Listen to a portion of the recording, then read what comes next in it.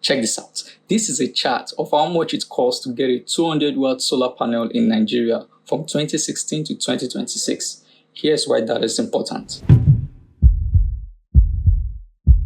Look at this. In 2021, it made perfect economic sense for someone to go solar.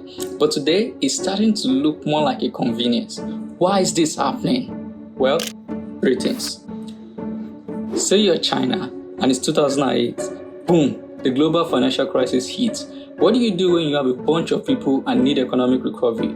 You channel them into a booming industry, solar. China changed the game with a simple strategy: flood the market. This sent the price of solar screaming down. But wait, there was a problem. This guy.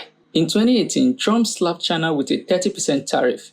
US demand plummeted. So what do you do when you have a boatload of solar panels and nowhere to send them to?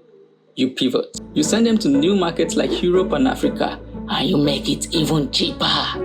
This was fine for a while until Chinese companies started competing aggressively. They cut human labors, which is what the subsidies were created for in the first place, and they brought in the machines to do most of the work. Then the price wars began. Soon, these companies were running at a loss just to keep market share. At this point, it was no longer feasible to keep the subsidies, so China got rid of them. On top of that, although Nigeria has a massive deposit of silica sand, we don't manufacture solar panels locally. Everything has to come from abroad. That leaves us vulnerable to supply chain disruptions and drive costs up. For instance, on May 29, 2003, the newly elected President Bola Ahmed Tinubu removed fuel subsidies. This made it more expensive to move solar panels from ports to inland Nigeria. To make matters more frustrating, 1 month later, Mr. President devalued the naira. The naira fell 37% overnight, and every import, including solar panels, followed suit. Finally, as solar and electric vehicle demand rose, countries around the world moved to secure the raw materials needed for their production. This sent production costs up and rippled down to consuming countries like Nigeria. But is this really the end of solar? Absolutely not.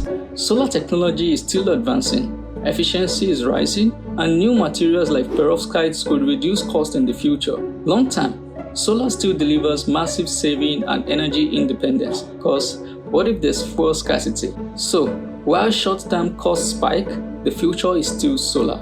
But before you go, solar is as good as it can be frustrating, especially if you start wrong. Get it right by going solar with us. Visit www.imole.solar to find a package that is just right for you.